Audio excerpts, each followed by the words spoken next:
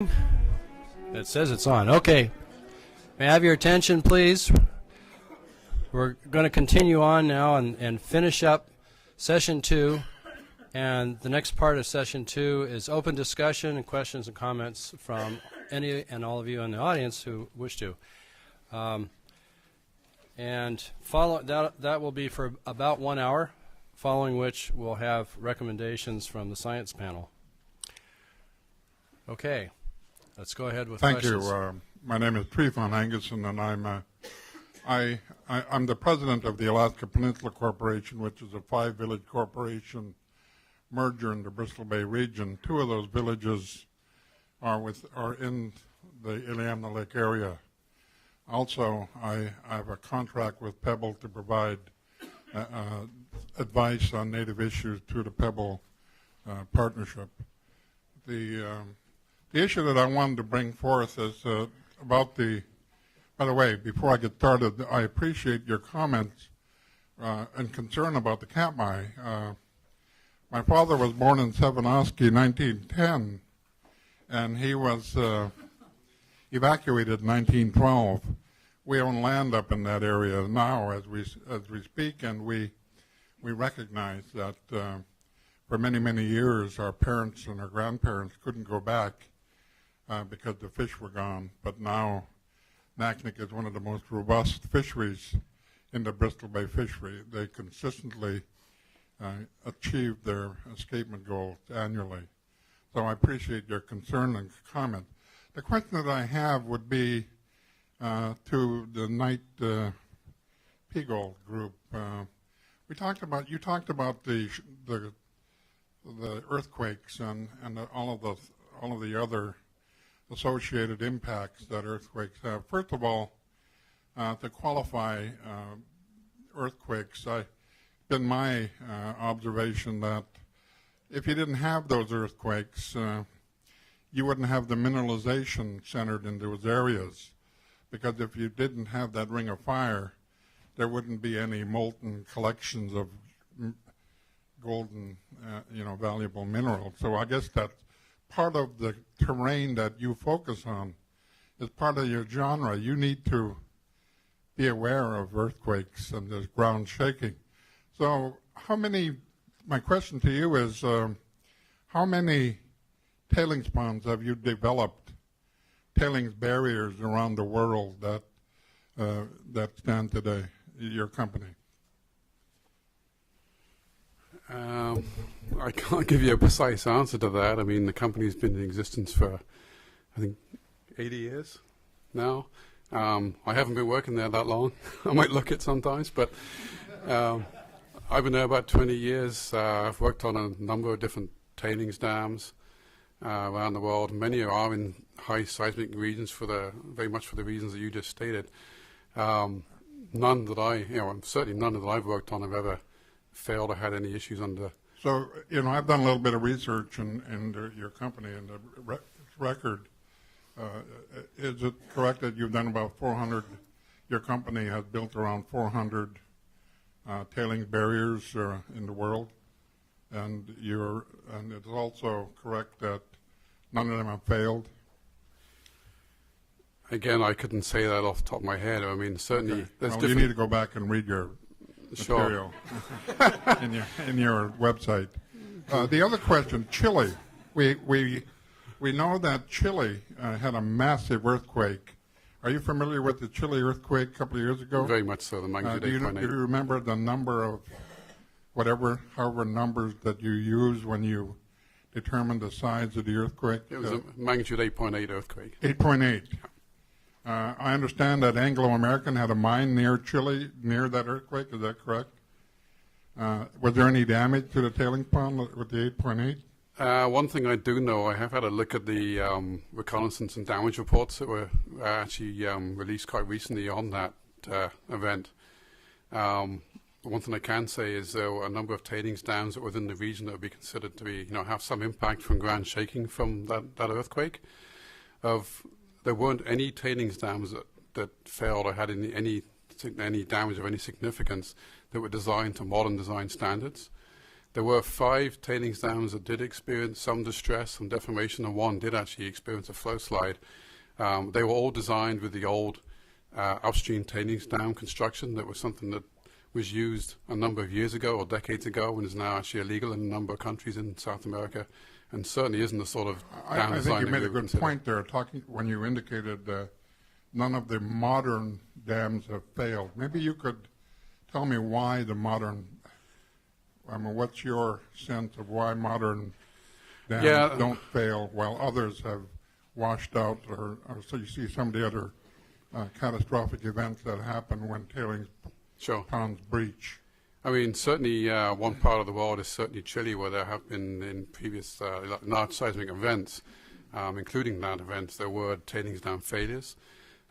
Each of these dams were designed with that upstream tailings method, which is really a method where you actually have a very small dam structure in itself, and you're relying on the actual tailings deposit for the most part to develop the wall of the dam, so to speak. The actual wall itself is very small and actually extends upstream, which is where I get its name from. So you're actually building your dam up over the tailings deposit. That's not the sort of dam design that we would adopt now. It would be very much more of a centerline or downstream method, where actually it's more like a conventional water retaining structure, which you have a much larger dam section itself with the appropriate materials, which aren't tailings, but actually rock fill, earth fill, or waste rock material from the mine, which is much stronger and much more resistant to earthquake shaking than you would get from a tailings deposit in an upstream tailings dam. I'll stop at one more final question regarding the earthquakes that have gone on in the Iliamna Lake area, the ring of fire that has been as part of the identifying area, and it's nice to know about the ones that are downriver and downstream and how they may have an impact on the ash and during certain prevailing winds. My question to you is, recognizing that there's something like a 4.0 or some number, some mythical number out there that you're going to have with the type of earthquakes that you're going to be experiencing in Iliamna Lake, what do you normally, if you know that, if you already know that this is an earthquake zone, why don't you prepare for the maximum 0.12 earthquake or 12.0 and be done with it? Why worry about the small stuff, so to speak, if you have the capability of designing earthquakes for the when the earth shatters and falls apart, we're all going to be wondering why your earthquake stood and the rest of our houses have collapsed. Anyway, as it did in Chile. So maybe you can answer that. Perhaps the best way to answer that is that when we actually do get to the stage of developing design parameters for a structure, given that, say, a tailings dam in this case, what we do develop, and moving on from what I discussed in my presentation on the different types of earthquake, what we would consider is design earthquake scenarios related to each of those types of earthquake. And they would quite commonly be a maximum credible earthquake, which by definition is our best estimate of the maximum magnitude associated with that type of earthquake event, how far away it is from the site. So we look at its minimum distance from the site to the seismic source, the maximum magnitude associated with that, and then from that we can estimate the type of ground shaking experienced at the site. And in our design process, we would check to make sure that our dam can withstand that level of shaking. It doesn't necessarily mean, or certainly doesn't mean, that that's the only level of shaking it can take. We're just demonstrating that given these MCE scenarios, that the dam is able to withstand those different types of earthquake. Just one more final comment regarding the composition of the material that you use in the barrier.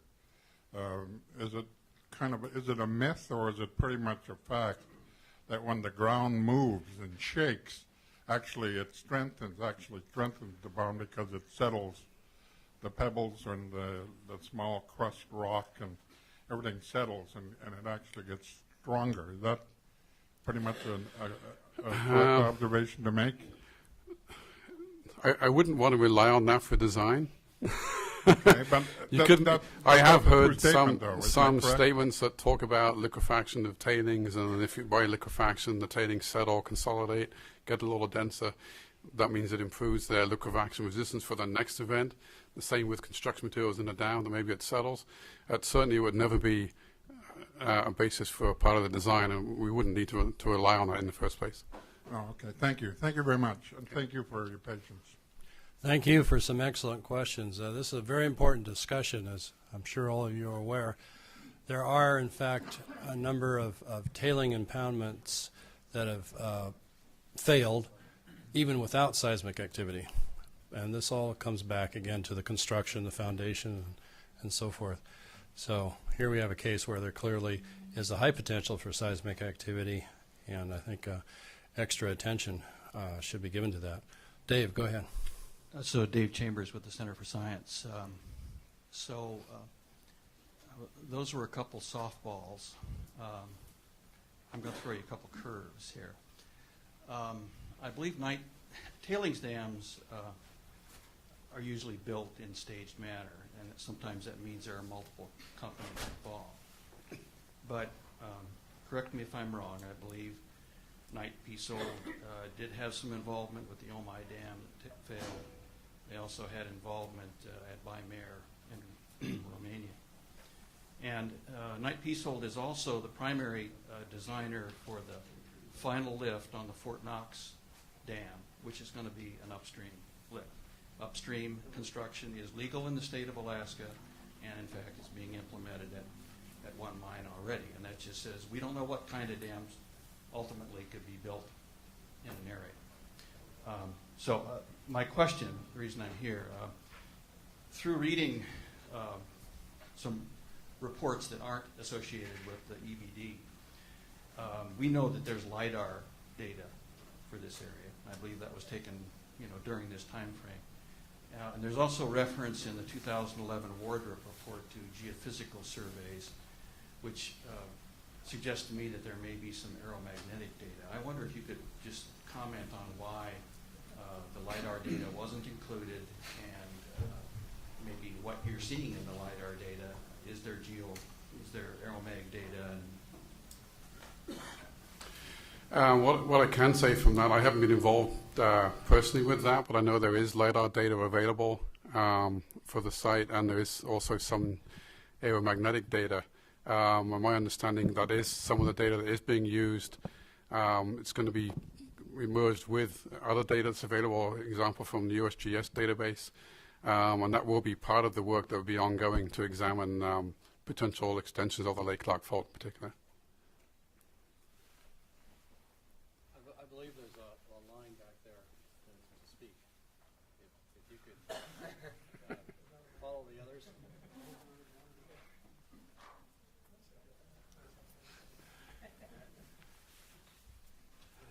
Next, please. Well, we need a microphone, I think. Oh, yeah. I guess we lost the mic. No, It's it for has the to. web. It's for the web, yeah. And for our panelists, let's really make sure you're up close to that microphone.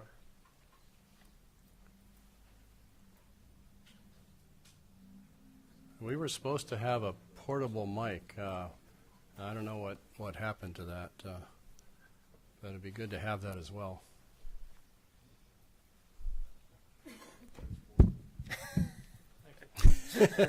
I meant the other kind. Randy Hagenstein with the Nature Conservancy, and I'm glad that you brought up Nova Erupta and Eniakchak as other very relevant events. I'd also like to suggest that the baseline should include what's going on, what has gone on over the past few decades at Mount Spur and Mount Redoubt. Admittedly, it's kind of upwind, but it creates a broader pattern of volcanism for this, obviously very, very active region. It's really, really hard to predict when any one single volcano is going to pop, but having a broader understanding of frequency and magnitude and the range of magnitudes of different events, I think, helps us better understand and characterize the risk of volcanism. A lot of people in this room will remember not too many years ago, covering computers, shutting computer systems down, et cetera, because of the concern about ash getting into, the abrasiveness of the ash getting in and screwing up equipment and whatnot. So, there are sort of operational risks. I realize that it's not in Pebble Limited Partnership's ability to control volcanoes or large rainfall events or earthquakes or whatnot, but it's still, these are sort of features of the geologic baseline condition that need to be accounted for. So I'd recommend, rather than sort of using examples that downplay the frequency and magnitude, really characterizing the full array of volcanic events that are characteristic of this really active region. Just one point on a comment Mr. Greenaway made about the Lake Clark fault being very low risk. I guess I'd suggest that maybe large-scale events there might be very low probability, but risk goes to what else is happening there and what potential consequences are. So I think it's inappropriate to say it's necessarily low risk without understanding, what the potential facilities and potential failures are that could contribute to risk to things we value. And the third is just a general comment, not about the presentations here today, but just to clear up a mischaracterization from this morning where there was a statement about none of the non-Pebble Limited Partnership scientists provided information or data that was digital, unencrypted, or password protected, and in a format that could be easily and accessibly analyzed. The Nature Conservancy has provided to the Keystone Center for your use a CD with all of the reports that we've produced, virtually all the reports we've produced, along with an associated Microsoft Access database. It includes information on water quality, water flow, salmon distribution, macroinvertebrates, all geolinked and tied together in a way that links to the reports and is available in a digital, accessible, analyzable, and non-protected, non-encrypted mode. So that information, at least the user guide, is on the Keystone Center's website and is available for the science panel to use as we go forward. So I just wanted to clear up that mischaracterization from this morning. Thank you. Thank you. Did you want to respond to anything? Any of the panelists or Graham? No? Okay. Next question, please. I'm Brentwood Higman from Ground Truth Trekking. I have a doctorate in geology and studied in particular geologic hazards. I've been working in the area around Lake Iliamna and near Pebble for the last few years, looking at the possibility of past earthquakes in the area. And I think there's a sort of, it's a subtle point, but a really critical one, a point of confusion in some of what Graham has presented here. The definition for inactive that you present for an inactive fault, you say that there's no evidence of earthquakes in the last 10,000 years. And this is a definition that is used. USGS actually does not say this. The paper that Chris Way Thomas and Peter Heusler wrote that you reference does not say the fault is inactive. It just says there is no evidence. Actually, typically these be considered like a Class B fault. We don't know. And so this is really a lack of information. There's a logical fallacy. Absence of evidence is evidence of absence. This idea that if we don't know, then it isn't there. And that's the standard you're applying to the Lake Clark fault here. And so you then turn around and you say, oh, well, there is evidence that it isn't active in the last 10,000 years. And that is incorrect. There is no such evidence. So I think that's a very important point, and I wondered if you could comment on it. Okay. I mean, basically what we're saying is I'm not aware of any direct firm evidence that suggests there's activity in the last 10,000 years. So by definition, by conventional definition, we'd say it's inactive. But as I said in my presentation, I think it's clear that that's something we do want to look at in more detail. And a terminology that I know is used in California is the conditionally active fault, which is one where we say, well, this is the information we have. It suggests it's not active in the last 10,000 years. But given the tectonic environment, other factors in the region. Its connection to the Castle Mountain Fault, and other factors. We don't want to take it off the table. We still need to consider it. Right. So as they do with that definition in California, that's the way we've advanced this, and that's to assume, for the next step, that it's still an active fault, at least in terms of consideration of what its potential would be. So But that's really moving on from what's in the baseline document. That's really saying, okay, this is what we found. For that fault, it's somewhat inconclusive, particularly as we go in more southwest towards the project area and beyond. So we still need to consider that fault and do further studies to define where it may be and to look at hypothetical and potential extensions of that fault. the part of the EBD where it says the seismic hazard associated with crustal faults in the mine study area is not considered to be significant. That's not correct. What that's basically saying is the level of seismic hazard from it is not significant, as in it's not high. Perhaps significant is not the right word, but what it's trying to say is it's not high. So we're not saying there's a high hazard potential because we have an active fault right next to the site. It's Could saying, you bring up the attenuation graph that Graham used? That's one of his presentation figures near the end. It's got these three curves that kind of that dip down to the right.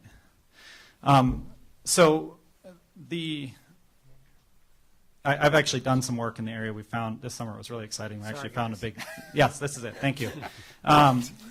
So on this graph, if we look at this magnitude 7 earthquake that you're considering over on the right, that's the Lake Clark Fault that we're talking about. Is that correct? Yeah. And you notice this curve is actually fairly steep, right? And what is the distance on the x-axis to where it would be 0.9 Gs there? Looks like 12, 13 miles, something like that. So here, it's about in the order of 10 Yeah. to 2 miles. Yeah. Now, that's presumably that distance is gotten because that's the limit of mapping that Heusler and Saltus, I guess, 2004 mapping. And so at that point, the fault actually is mapped as having about 16 miles of offset. So we know that the fault goes further, and if you extrapolate, I mean, it's got to go somewhere. Mm-hmm. If you extrapolate linearly, which it may not be straight beyond there, it would put the fault much, much closer to the pebble site. It would make it within a few miles at least.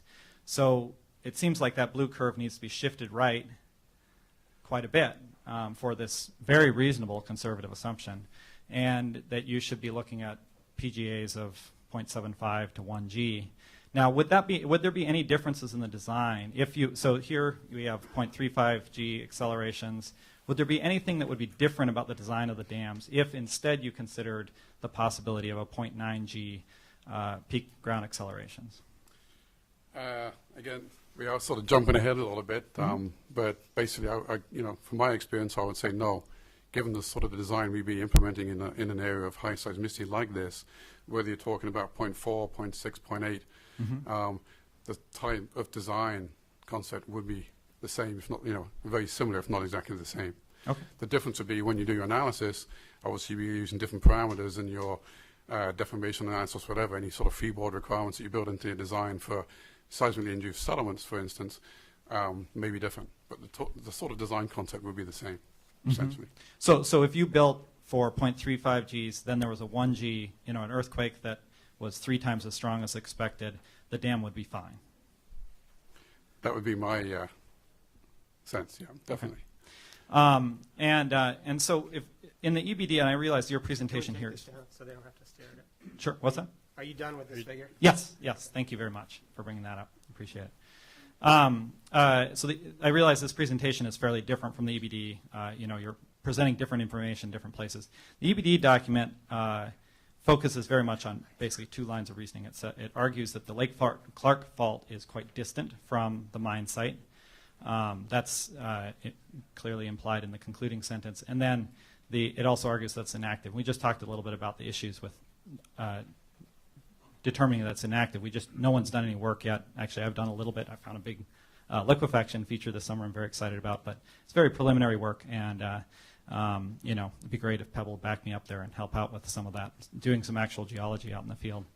But the other part is the trace of the Lake Clark Fault. And What's really interesting there's in the Wardrop report, this mine feasibility plan that came out in 2011.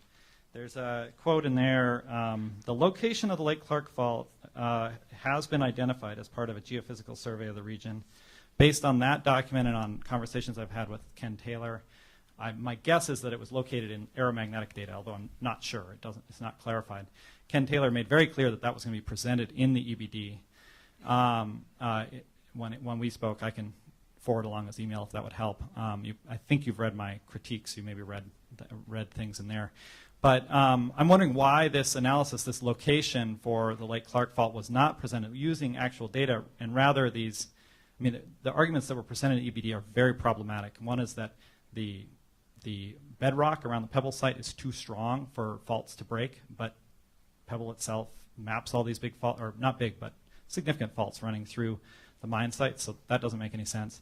It argues that the fault likely followed glacial flow paths, but you can look all over the place and see that faults typically, they can follow glacial flow paths, but there are a lot of counterexamples to that. So the arguments presented there are these kind of wacky, I don't know who made them up, sort of geological arguments, but it sounds like you guys have data that directly addresses this question. Why isn't that presented? And is it that that data shows the same thing, but you don't feel like releasing it, and so this is just the best you could do, or is there inconsistencies between the reasoning you did and that you released and what the data actually shows? Basically, the only response I can say to that is there is additional data, as I mentioned in response to one of the earlier questions, and that is ongoing information that will be examined and looked at in more detail. I think in terms of what went into the 2008 EBD, that was really at that point more of a desktop study. It didn't incorporate going beyond that in much detail. But what it does demonstrate is, okay, as we said, basically what we do know about the Lake Clark Fault is it may be considered inactive, but we do recognize that it's something we still can't ignore. We have to look into more detail. So that's why there's been the commitment to do that for ongoing studies. And as part of that, it will be looking at aerial mapping and aeromagnetic data. Well, this is very simple, though. Is the data that you have consistent with the EBD's assertion that the Lake Clark Fault veers away from the mine site? I'm not involved in that currently, Okay. but it is ongoing work, so I can't really comment on the findings of that because they haven't really been completed. Okay. Well, But my understanding is that that is ongoing work. All right. Well, thank you very much. Okay. Yes, Jeremy, you have a comment? Could I just ask as a follow-up for that, is the Lake Clark Fault thought to be a strike-slip fault or a thrust fault? Because I've actually seen information that says both, but and when I actually did my deterministic assessment just to get an idea of peak ground accelerations, I actually considered both. Speak closer to the microphone. Sorry. Yeah, I did actually consider both strike, slip, and thrust. My sense from more recent publications is that it's probably more of a thrust. Okay. Because it's being described as having a multi-kilometre offset, which Right. would suggest it's strike-slip, at least Yeah. in part. And if it's strike-slip, does that generate a different type of earthquake? It does generate a different type of earthquake, and it does actually can have some impact, although maybe not too major, on the type of prediction of peak ground acceleration, for instance, where you actually have a different attenuation equation you would use depending on the source type. So that's why, like I say, when we did our deterministic work, we actually considered strike, slip, and thrust for that very reason, just to Right. demonstrate the difference. And thrust actually gives you a slightly higher ground shaking compared to a strike, slip. But strike-slip gives you a shear Yeah. sense, which Yeah. is what caused the devastation in Haiti. Although the earthquake wasn't very big, you had Yeah. that shearing effect, which Yeah, caused so structural damage. again, moving forward, if you were examining, looking at, say, different types of earthquake ground motion for modeling or whatever, you would make that would be part of that consideration as to what type of source mechanism you're looking at. Okay, thanks. All right. I Next. can actually add to that. It's a recent paper I was just looking at describes it as bounding an extensional structure, and it's documented 26 kilometers of right lateral displacement. You know, quite That's right, yeah. old, 35 to 40 million years ago. So you're both right, I guess. Brian Coyle, geophysicist, interested party. I have a volcanic comment and then seismic question. I feel like I need to reiterate what a couple of previous people have said about the volcanic hazards. 6 to 12 miles from a volcano is is not the limit of a volcanic hazard. You know, I mean, ash fall can be a really serious problem to any machinery that you have running, and winds blow in more than the prevailing direction. So I'm sure that you'll look into that in your next steps, because that's going to be something that's pretty important. And then a question on seismicity. It seemed to me that the Bruin Bay fault was sort of underplayed, even though it had a magnitude 7 earthquake in 43, and it cuts right across your transportation zone. So have you looked at the effects, possible effects of that to that transportation corridor? I haven't really been involved directly in that, but what I have done is, obviously you're right, that the Bruin Bay Fault is a much closer source to any transportation corridor as it gets closer to the coast. And ground shaking from that sort of scenario would be higher than you would get at the mine site. Sure. That would be a consideration, and that's somewhat similar to what I showed by that probabilistic hazard map. And also, when you get closer to the coast, the peak ground accelerations from that get higher, and the seismic hazard gets higher. And then, so your next step's going to include some shake modeling of the ground at these different locations, where you'll put in attenuation characteristics. That would typically be part of a design process, depending on the site characteristics. Yeah, it would be to look at, like I say, the predicted peak ground accelerations that we get from the seismicity study are just the starting point. Once we have a type of structure and a type of ground condition, then we would do the next stage to see what impact overburden conditions or topographic conditions have on the ground shaking and on the structure. And risk associated would depend on what the plan is, right? Yeah. Okay. Thank you. Next, please.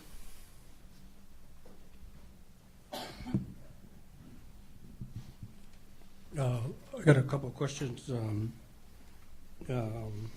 regarding the faults. The faults that were identified in the area was the Lake Clark Fault, the Castle Mountain, Mulchak, the Telequinton. And now the way I understand it is that those faults are the ones that have been identified and are known. And I guess maybe my question about regarding faults are,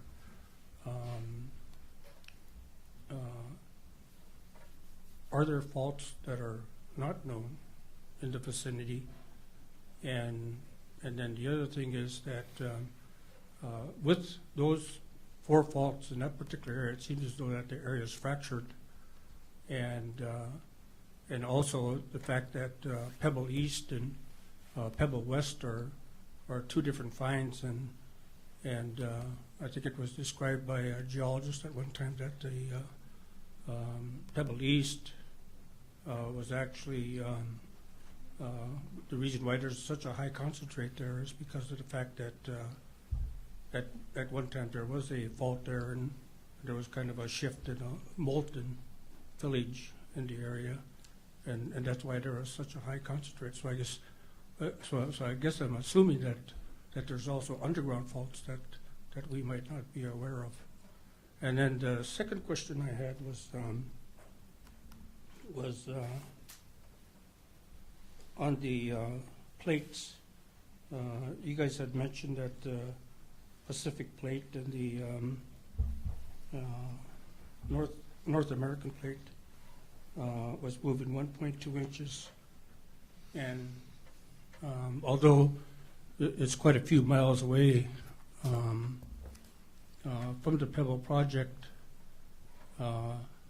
and I guess there was a reference made to in regards to an earthquake, a possible earthquake, and whether or not the tailings pond could withstand a huge earthquake. And there was it was brought up that in I think Anglo had a mine in South America that was up in I believe in the Andes mountain range, and now those 2 plates, I believe, are the Gondoland plate and the Pacific plate that came together and actually created the Andes Mountain, and it was an immense collision that created those mountains, and it created a lot of hard rock. In fact, when those plates came together, it changed river systems, and that's why the Amazon became the world's largest river, was because the river no longer, some of the rivers no longer flowed into the Pacific, but actually flowed into the Atlantic. So my question on that is the ground that we're talking about in the Chile area where the Anglo Mountain is, the Anglo mine is, and where the proposed pebble mine is, are the soils the same? Because this morning we were talking about soils, and then you guys pointed out that in 1A7 and 1A9 there were typic high depth geology there. That is that the same kind of soil that is down in where the Anglo mine is proposed or at? Yeah, Jeremy, go ahead. I think I can take that one. There's no soil there at all. It's the Atacama Desert. It's the driest place on the planet. So not to be glib, but it's a very different environment, and because it's so dry, I think tailings and waste piles are going to behave very differently. I mean, there's no water saturation in most of that stuff. Would that be fair to say?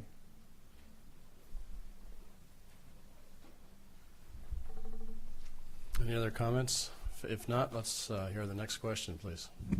My name is Peter Heusler. I'm a research geologist with USGS in Anchorage and head of the Alaska Earthquake Hazards Project with USGS, and it's my research that's being cited by a bunch of these things. I actually wanted to just reiterate one little point of Higgs, which is that the USGS did not classify the Lake Clark Fault as inactive. It was just a lack of evidence that it is active. Sure. And anyway, I appreciated your comeback on that, and I thought that was really good. And I would certainly, by and large, I think one point I would make is that I think the USGS, Pebble, as the developer, it would be incumbent upon them to really do a thorough seismic hazards assessment and really assess what the sources are.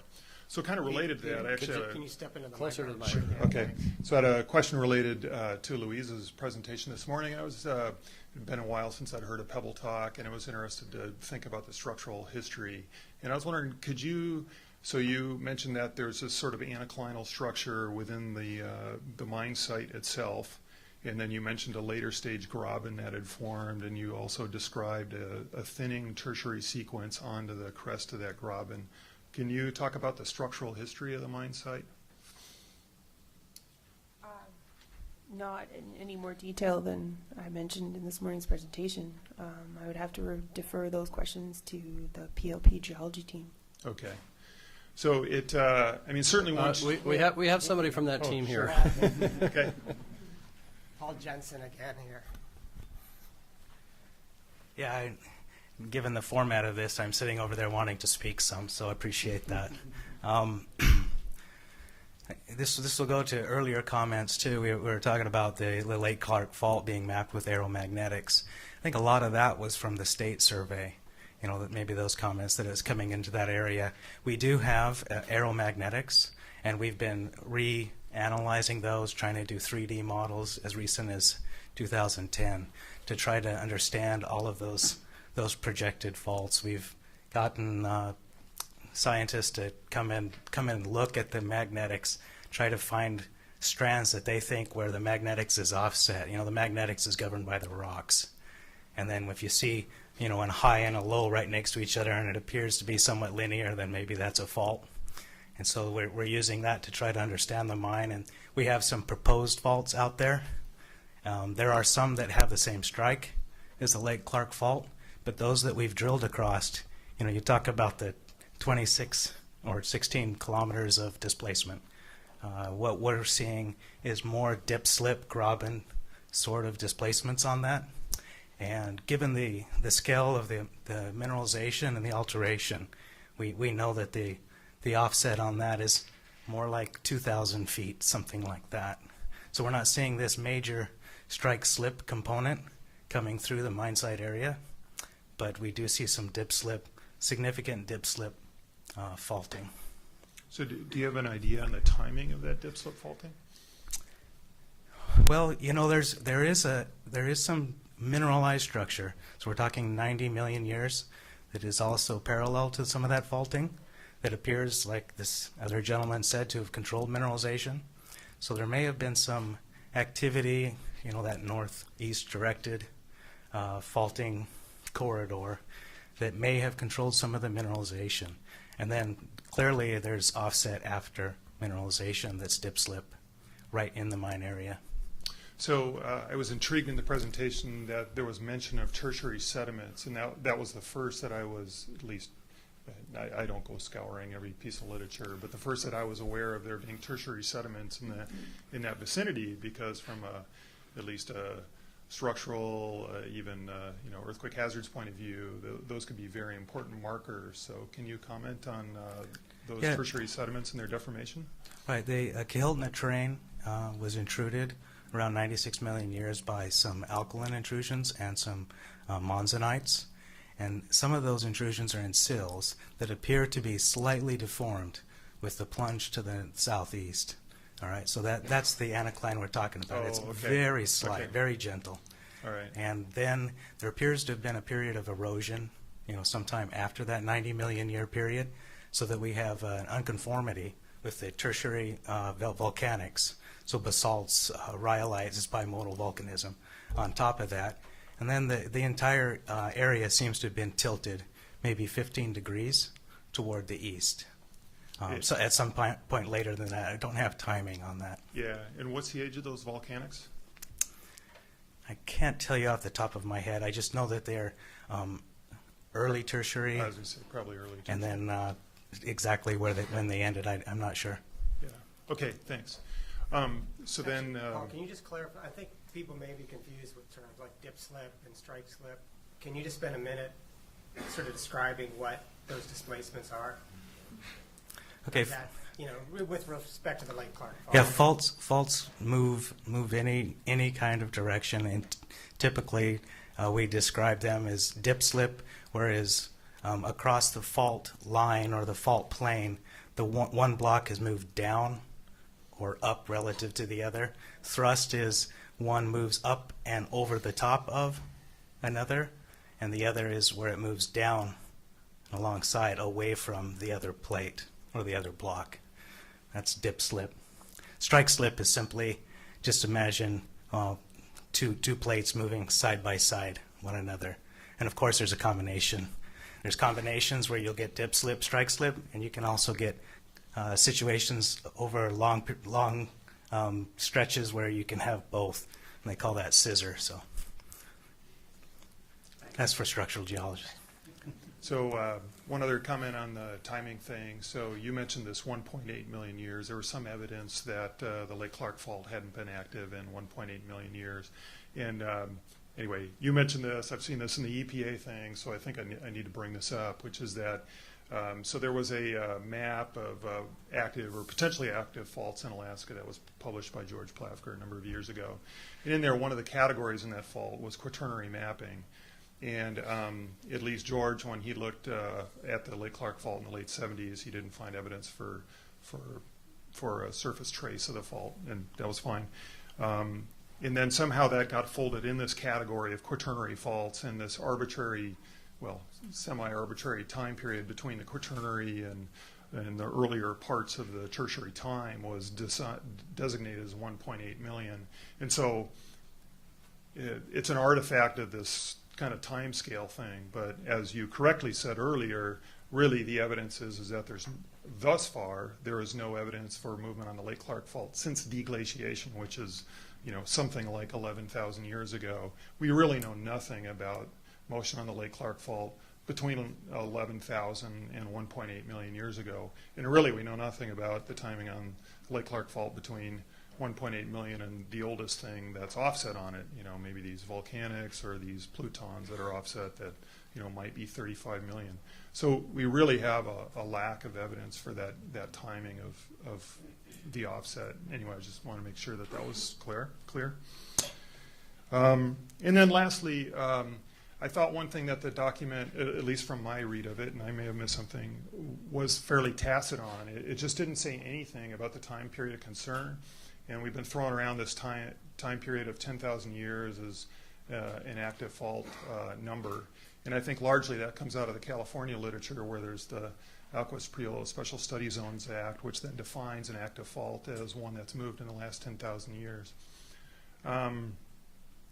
But did the and so really the question becomes is, how long do you care about this site for? And so maybe you could respond to, or maybe a future document could address, what's the time period of concern? Should it be 10,000 years? Should it be 100,000 years? Should it be 10 million years or something like that? And at what point, so in nuclear storage, for example, you really care about that time period, and with decay, then at some point you don't care about it any longer. And I personally don't have a feel for how long you would care about something like a tailings pile if such mine waste happened to be stored in one. Can you comment on that? Yeah, that's a tough one to answer quickly, but I'll give it a shot. Yeah, you mentioned the California sort of guidelines on that. I know in there, I think the way they define that, obviously they have the sort of the Holocene active fault, which is in the last 10,000 years. From what I remember from that, they also state that if more of a Quaternary period, I think they actually put in about 1.6 million years. If there's evidence to conclude that there's nothing in the last 1.6 million years, then you can take it off the table, and it's essentially inactive, and you don't need to consider it in design.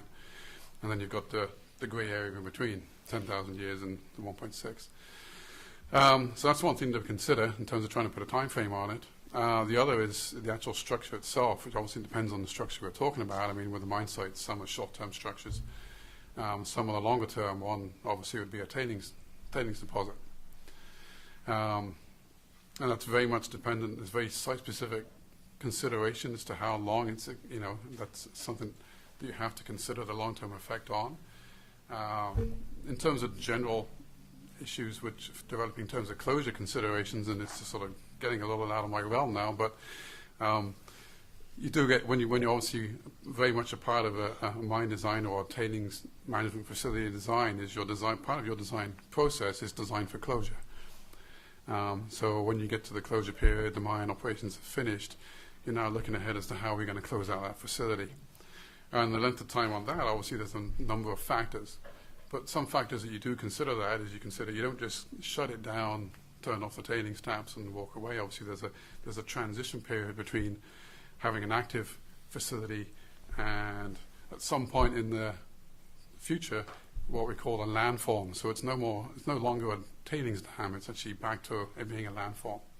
So what we'd have to do is to put a time frame on that, and usually in that process you have an active operating facility, then you have a closure period, which is a passive closure period when there's a lot of work to close that facility out, and then you may have a passive period where it's still considered a dam, there'll still be some monitoring and closure issues, but it's less so than during the active period. And then after the passive period, you may move into the landform period when you can now say, given what we have, we don't have unconsolidated or tailings in there. It's basically, it's actually more defined as a landform as opposed to a tailings dam. So I can't put hard numbers on it, obviously, but that gives you a sense of what we can consider. So do you have a sense, would that be tens of years, hundreds of years, thousands of years? Well, it certainly wouldn't be millions of years. Yeah. So I could, say it's going to be within our Quaternary definition again of 1.6, say that's used in California. But and probably 10,000 years too, but again, it's a very site-specific consideration. Okay, thank you. Thanks. And next question, please. It's hard to follow, Peter. I'm shorter. I'm Rich Kaler, and I work for the state of Alaska, the engineering division of the Geological and Geophysical Surveys, and I also represent the governor on the Alaska Seismic Hazard Safety Commission. So I just wanted to reiterate a couple of things that Peter had said and just point out just a couple observations about the Lake Clark Fault. I realize the Lake Clark Fault is a tough bag to work with. There's so little known about it, and for such an important facility, I think it's important to at least consider, which you have, that it potentially could be an active source, and so at least conservatively, we should at least entertain that thought. But I just kind of wanted to go over the history a little bit, just to reiterate how little we do know. I mean, the fault's only been mapped by several workers. Capps in 1935 and Ivanhoe in 1962, and these were literally like mule and a can of beans kind of geology, where you were out there mapping, creating maps, very large maps with very few observations. When you look at these maps, there's some bedrock formations that show very little offset actually across the fault. There's been other work after that. St. Amand in 1957 sort of refined some of that. And then as far as the bedrock mapping goes, the most recent work and probably the most detailed work is Amato's work in the GSA special volume in 2007. That has some really detailed bedrock mapping of actually 192 million-year-old rocks in about a 5-mile wide band that goes roughly perpendicular to the fault. And it's hard to see if there's offset on it because it's on both sides of the lake, but if you project the contacts across the lake, it shows virtually no offset. So there's potential that there could be no offset, really. And a lot of the faults that are seen out there, there's many faults, short faults with all different orientations and all different directions of slips. There may be possibility that most of those faults are related to emplacement of plutons and just sort of vertical movement of rock through there. But I will point out too that the strike slip nature of that fault is mostly derived from a vertical fault planes in the Blockade Glacier drainage divide. There's a shear zone that has a lot of vertical planes, and then an associated long glacial valley of Lake Clark. And so it's just a morphologic coincidence that the fault and the glacier are in the same spot, and because it's so straight, it's been named a strike slip fault, vertical strike slip fault. And that's a real artifact of some really early observations that may not prove true. So we're all working on this. It's a tough fault to work with. And I will bring up the fact that the Christchurch earthquake in New Zealand last year occurred in 16,000-year-old sediments, and there was no evidence for a fault there prior to that. So if it does turn out that the Lake Clark Fault is active, it may have just not had an event in 10,000 years. So I just encourage Pebble to continue with LIDAR and all the state-of-the-art techniques to evaluate where this fault might be, aeromag data, seismic lines, and probably one of the most successful methods these days would be chirp profiles in Lake Clark itself. It's been demonstrated to find active faults by making DEMs of the lake floor sediments in Lake Tahoe, in the Salton Sea, and other places, Pyramid Lake in Nevada. So that's a really good method. It's not super cheap, but it's another method. And if the fault, there's several traces of the fault mapped through the lake. So if it's there, the chirp will find it. And if it's on the surface, the LIDAR will find it. So those methods are out there, and they should be used as things go forward. So then, I guess, just one question then is there in the probabilistic studies that are being done, is a logic tree method being employed so that we can capture these uncertainties, and especially related to the distance of the fault to the site and the different types of displacement that can be generated on this fault, whether it's thrust or strike slip, these different arms of the logic tree to see what the relative contribution to the hazard is. Yeah, I mean, a detailed probabilistic seismic hazard analysis is not being done at this time. I mean, what we have to date is what's been provided by the USGS hazard database. But if that was to happen, then that's the sort of logic that you would incorporate. Is that so you have that variation in different, incorporating not what you just said as well, but different attenuation equations, different magnitudes, different distances. Right. Okay. So I would encourage that be done. And then, yeah, just finally, we basically really know nothing about the behavior, the rupture history, the sense of motion, or the recurrence on the Lake Clark Fault. And that's a huge amount of stuff that we don't know anything about. So I guess that just drives home that more work needs to be done on that fault for such a critical facility. That's all I have. Thanks. Thank you for providing some historical background and bringing up some very good points on the Lake Clark Fault. Any other comments from the panelists? Yeah, Jeremy. Just a very general comment. Porphyry deposits, the type of deposit that we're looking at, they do form in the crusts in association with major crustal structures. That's basically why they form where they are. And certainly that Lake Clark Fault is clearly a very old structure, and it may well have been the structure which actually localized the formation of the deposit 90 whatever million years ago. That does not mean that that fault is still active. I'm not saying it isn't, but if it's it's a 90 million year old fault, it may be completely dead. It may have last moved, when the deposit was formed. So just to be clear on that, just because there's a fault there, it doesn't mean that it's necessarily going to be active. It certainly might be, and I think we need to look into that. But it's certainly true that most of these big porphyry systems are related to major structures, but they were active back when the deposit was formed. So in this case, I would expect that fault to have had its greatest activity back in the Cretaceous, back about 90 million years ago, and it may never have moved since. I don't know that. It's certainly worth looking into that. But just because there's a fault there does not mean necessarily that it's currently active or has been active for many millions of years. So I just wanted to make that sort of clarification, just so people aren't a little confused. Just because a fault's there doesn't mean to say that it's active in any sense. 10,000 years or millions of years, it might have been dead for a long, long time. Any other comments? Yeah, as a seismologist, I need to say this, that one characteristic of active faults is that they produce micro earthquakes, tiny little earthquakes.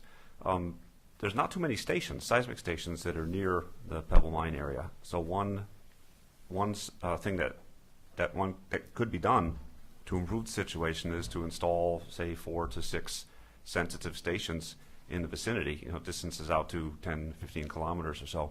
The way I would do this in practice, I would talk to colleagues at the Alaska Information Center and see if the infrastructure is set up to be able to absorb it. The actual cost of the instrumentation would be on the order of $100,000, so it's not a huge amount of money. But what this would get you is ability to see much smaller events. So if small events were occurring on the fault, which would be one indication of a level of activity, you would be able to pick them up. That's something we can't see right now simply because the detection threshold is so high.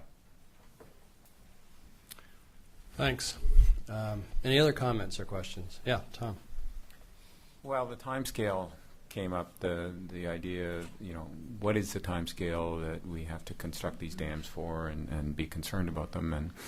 And we can take a different perspective. We can look at that geochemically, and we know, many of you already know, that this material, if it's stored in a more or less water-saturated state, the weathering rates will be very small. So as long as the dams are withholding the material won't be weathering very much, and it's essentially in a condition that's fairly benign and shouldn't, depending on the way they design things.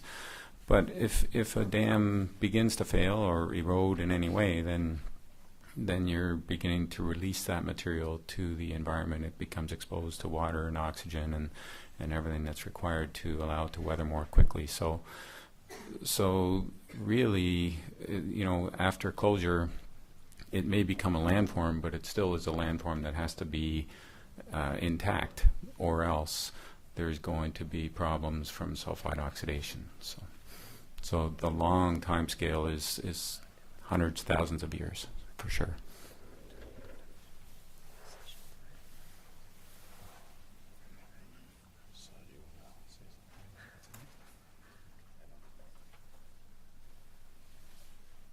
Any other comments from the panelists or from the audience? We had scheduled, let's see, where I got lost here. We had scheduled the rec. No, we're not going to do that. So we had scheduled the recommendations, and then decided that we should do that at the end of the geology and geochemistry session tomorrow before lunch. So I think that basically concludes what's on our agenda today. You know, we have the optional evening discussion, or we could have a little break now, and if there's, I don't know if there's more topics people want to discuss today, or move on and do it tomorrow. We're completely open. Okay. The other, I think, let me jump in here 1 second. So, we're trying to be flexible about the time of the day, and I think, but that probably in some of the other discussions we'll probably use up the entire day, and then tomorrow morning, at the end of the morning, we'll try to get some kind of observations and maybe some preliminary recommendations from the panel members. I think the way we're thinking about this is that there's a lot of information here, so we want to get some comments and reactions from panel members at the end of the morning tomorrow, and if they have any recommendations, like Steve suggested, or any other ones, I think we'll try to identify those tomorrow. The other thing I think we want to do is to let the panel members go back and kind of think about this and sift through their notes, and then come back with recommendations that would then be part of a report. So before we end this discussion, you know, I know that there were opportunities. There was a couple of opportunities for Pebble to respond or to kind of help the discussion along from your perspective. I wonder if there are any other Pebble perspectives that need to be. Okay, Charlotte, you have something. Okay, that'd be helpful. I just wanted to make a few closing comments. I don't know if I can get close enough to this thing and read at the same time. Anyhow, I just wanted to state that I think this has been a very constructive and very helpful platform today. There's been a lot of questions and suggestions that do require a project design to answer or to resolve, but there's been a lot of recommendations that are helpful to shape those future studies. So a variety of things from, you know, additional literature that's out there that's been recommended to, you know, suggestions from earthquake monitors to additional extension of physiography down the transportation corridor when we do have an alignment are all very good, helpful things to help shape our studies. And from that standpoint, I think these comments are really meaningful at this point in time. I know it's frustrating. Sometimes everyone wants to see a project and see how it all relates, but by getting comments at this point in time, we can incorporate them into our studies, and I think it will greatly increase the quality of what we produce in the end when we have a final set of data to add to a project description. And one last point I just wanted to make is on this kind of classification of risk. There's classification of risk from a regional characterization of the environment. And that's what I think you know, when Graham's talking about the risk of the Castle Fault, that's the risk as it pertains to this regional characterization. That doesn't mean it's the valuation we will give that risk when we design the project. Doesn't mean that we will consider it stops there, and it doesn't mean we'll consider it inactive for design purposes. It just is the characterization for the EID purposes, or the EIS purposes. So I wanted to thank everybody who was here, because I think there's a lot of careful thought, consideration, and expertise that really helped out today. Okay, thanks. So I wanted to ask you all about, excuse me, we have an option for an evening discussion that would start at 7, that would reconvene here at 7. Since we're wrapping this up early, I'm guessing that there's not an interest in having a possibly deeper discussion around some of these issues with the panel members, and just taking a break between now and then coming back at 7, and starting up the discussion in a more informal way. So is there any interest in doing that among anybody here? Hig is interested? Okay. And what's the Hig? What's the question that you want to talk about? Because you were up there quite a while. I was very interested to hear. And I'm sorry, I forget your name. Paul. Yeah, I was very interested to hear. Microphone. I was just very interested to hear Paul's comments about. I don't know if it's on. Is it? Okay. All right. About some of the further work that's going on, and I have my own work, and I've been kind of working blind on what Pebble's been up to, and I'd be very interested to have a conversation about that and where you guys are going, and I think there might be some ideas we could share. But so that was something that jumped to my mind. Okay. Is that something that we could finish the day up with now? And Sure. then not bother to come back, because it sounds like there's only. Oh yeah, I'm not meaning. I don't want to necessarily drag 20 people out of their dinner. Or Oh, everybody anything. has to come back if there that. was. So do you want to have that a little bit of that now? That's fine. I mean, we're. Let's talk for a moment, and then maybe we could privately. Okay.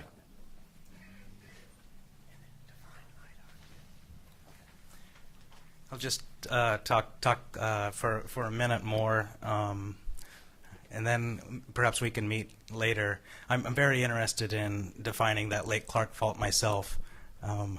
Just as was mentioned, it probably had something to do with mineralization. So as an economic geologist, I'm hoping to understand the framework of the emplacement of these intrusions.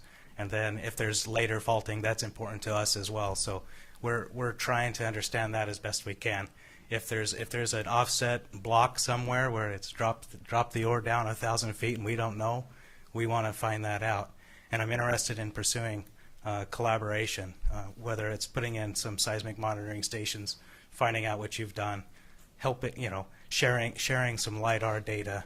That LiDAR data, all that is it's an airborne laser imaging system that's flown high precision. You can get down 2 centimeter elevation tolerances there, so you can really see if there was faults. We have had people look at that and haven't noticed that there was an offset in the glacial deposits over the top to help us date that Lake Clark fault. I haven't been able to look at that personally, but personally, I would be happy to try to get some outside help on that, because Pebble needs to know as well if there's active movement on that fault, and if there's any way that we can further understand the structures and the framework. That's what we need to do. Yeah, I couldn't help but notice that the claims block is elongate along strike with the Lake Clark fault. Kind of consistent with what you're saying. Yeah, I mean, my work has been mostly focused along the shore of Lake Iliamna, roughly on strike with the Lake Clark fault, and I have some possible evidence of offset and vertical offset of old lake shores there, and a large liquefaction feature, other liquefaction features as well, but much sketchier in those cases. And all of that is ongoing and preliminary, but it's very interesting anyway. And so yeah, if you wanted to continue that conversation, if there was any, I have shared all my data, so you have access to mine. You might have to dig a little bit in some cases, but I could help you out there. If there was a willingness on Pebble's end to share the LiDAR data, it would really it would greatly advance some of the work that I've been doing. And that's, I mean, especially the lakeshore mapping, looking at these elevated shorelines that, for those of you who are familiar with the area, the uppermost shorelines run right through the Iliamna Village Airport. So they're at one elevation there. They're at a different elevation if you go down towards, down towards Igiagig and such. So, that's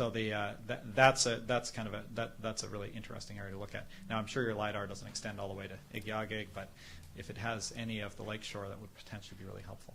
Okay, sure, thank you. And this type of study and others that we're going on, a lot of times the geologists are the ones, it seems like, we're in the way of progress, because just as the engineers start to put together a mine plan, they want to try to say, hey, we're going to go down this direction. The geologist comes up with a new geometallurgical domain, or they just hit another 500 million tons out here, and now that's got to be looked at. For those reasons, I give it to Anglo and a patient Northern Dynasty Minerals. They had a partner in this in this process to, once again, they put on the brakes. They say, hey, we got to go back. We have to reevaluate. And that's part of the reason why I think there's impatience on parts of the company, because the lack of it moving forward or perception of that it hasn't moved forward. To realize the East Zone wasn't really buttoned down till 2008.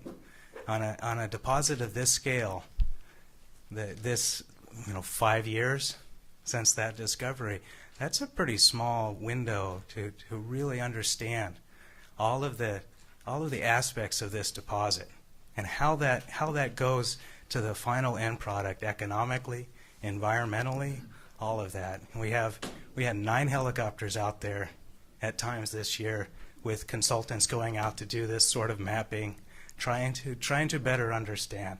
We're going at it full pace. It meets the intent of the company to go forward as fast as we can, but as good as we can, because with a project this size, you cannot rush it, and Pebble's not going to rush it, even though it costs over $100 million a year investment with no return.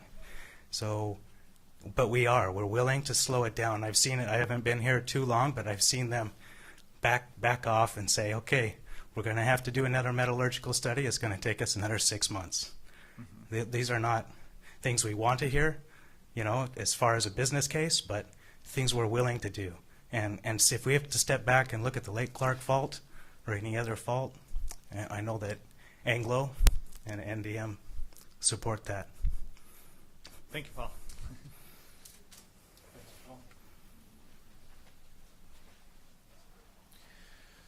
Let me say a little bit about tomorrow before I let you all go. So tomorrow morning we are meeting at, where'd it go?